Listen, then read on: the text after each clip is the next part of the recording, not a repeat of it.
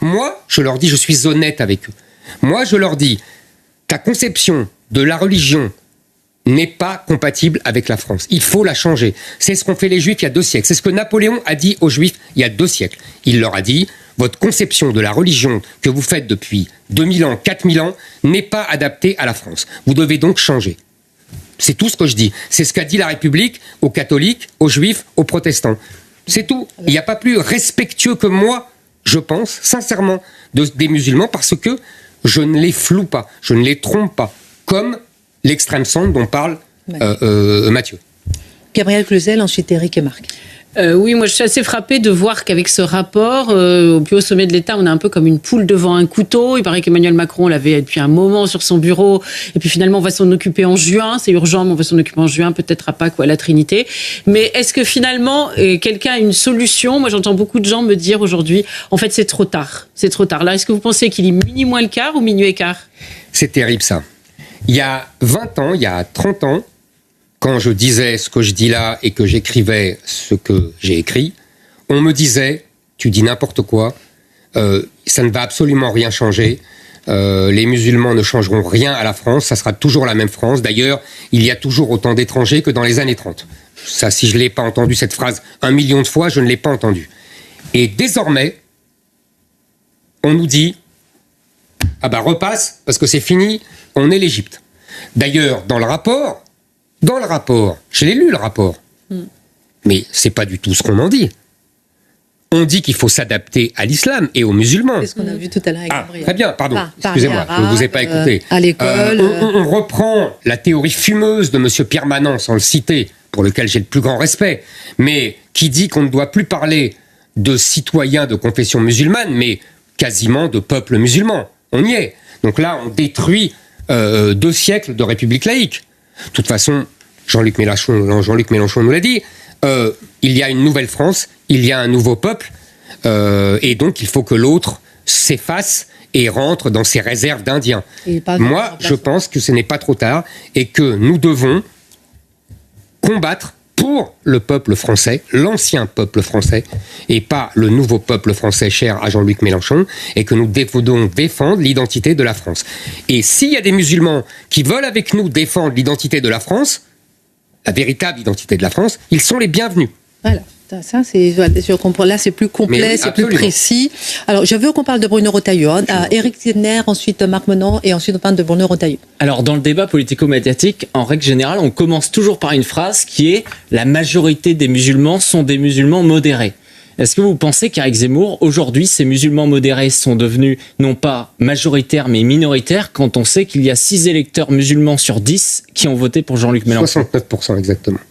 Sur les 54% qui ont voté. Il faut toujours essayer d'être le plus précis et le plus honnête. C'est pas le vote pour Jean-Luc Mélenchon qui révèle tout cela. En vérité, je pense que je vous ai dit ce que je pensais de l'islam. Les musulmans ne peuvent pas être autre chose que ce qu'il y a dans l'islam. Simplement, on peut exiger des musulmans qu'ils modifient leur façon de pratiquer leur religion en France. C'est tout ce qu'on peut faire. Et c'est déjà beaucoup. Et ça, c'est à l'État de le faire. Ce n'est pas aux musulmans de nous dire, j'entends toute la classe politique dire, c'est aux musulmans de nous dire si l'islam est compatible avec la République. J'entends de Jordan Bardella à Emmanuel Macron Non. C'est à l'État de dire aux musulmans, voilà ce qu'il faut faire en France. Maintenant, je pense qu'il y a au sein des musulmans un affrontement de générations. Je pense que j'ai connu, moi, mon père venait d'Algérie, il avait beaucoup d'amis d'Algérie, musulmans, il n'avait pas la même mentalité que les jeunes. Éric Zemmour. Il respectait la France. Éric Zemmour. Rapidement, Marc Menon. Il ne reste que 2 minutes et je veux parler de Bruno Retailleau, donc très rapidement, Marc Menon. Non, mais vous faites la démonstration qu'il est bon d'être laïcard. C'est-à-dire qu'il y a un principe républicain et que malheureusement aujourd'hui, tous sont des fossoyeurs de ce principe. Il faut dire, c'est comme ça, et il n'y a pas de raison que vous ne vous adaptiez pas. Soyez fiers d'être citoyen. Cher Marc, on pourrait parler des heures, à chaque fois qu'on se voit, on parle de ça, mais en une phrase. La laïcité était une arme de combat contre le catholicisme, et je pense qu'elle est allée trop loin dans la déchristianisation. Aujourd'hui, en revanche, je pense que la laïcité doit être une arme contre la conception traditionnelle de l'islam pour obliger les musulmans à vivre à la française. C'est tout. Éric Zemmour, Bruno Retailleau a conquis la présidence des LR. Les militants de son parti lui ont donné une victoire à 75% des voix par rapport à Laurent Wauquiez. Est-ce qu'il est en train de bouleverser la droite? Qu'est-ce que vous pensez, vous, de ce résultat de Bruno Retailleau? Plusieurs choses. D'abord, c'est une victoire incontestable et large. Deuxième chose, quand vous me dites qu'il va bouleverser la droite, je ne sais pas, parce que après tout, son prédécesseur s'appelait Éric Ciotti. Et il était à peu près sur la même ligne. On dit la droite. Mais les LR ne représentent pas la droite, ne représentent pas toute la droite, représentent une petite partie de la droite, et en vérité, une petite partie de la droite et du centre. Il ne m'a pas échappé que Bruno Retailleau avait connu un succès pareil en reprenant beaucoup de propos que j'avais pu tenir sur l'islam, sur la laïcité, sur l'état de droit. Je ne dis pas d'ailleurs que Bruno Retailleau m'a attendu pour penser ce qu'il pense. Je dis en revanche qu'il ne le disait pas. Disons qu'il n'avait pas envie de salir son beau costume de sénateur. Et aujourd'hui, on peut le dire plus facilement. Vous sentez un petit pincement de jalousie? Ah, pas du tout. Je dis simplement ce qui est.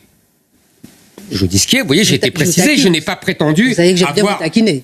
Mais vous avez raison. Mais je n'ai pas prétendu avoir enseigné à Bruno Retailleau. Que Éric Zemmour a raison, c'est le gimmick qu'on voit régulièrement. Beaucoup de personnes reprennent, ce que vous avez dit parce que c'était des faits. Je savais parce que c'était la vérité. Je savais ce que pensait Bruno Retailleau, donc je suis content qu'il le dise.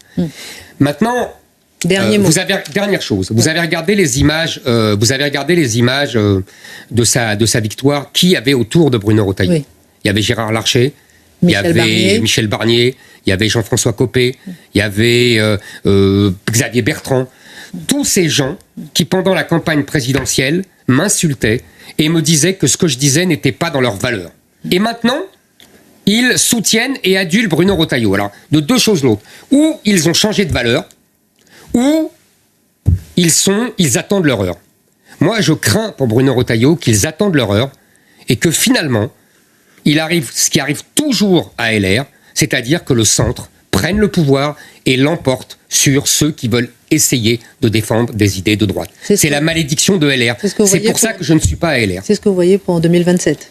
C'est ce que je vois pour 2027. Mais Éric Zemmour, le temps nous presse, mais on aurait parlé encore pendant des heures, on aurait beaucoup de questions à vous poser. Merci. D'être avec vous. Et merci infiniment de nous avoir réservé l'exclusivité de votre réaction. Pascal Praud tout de suite. Excellente fin de soirée, cher Éric. Merci vous aussi. Merci.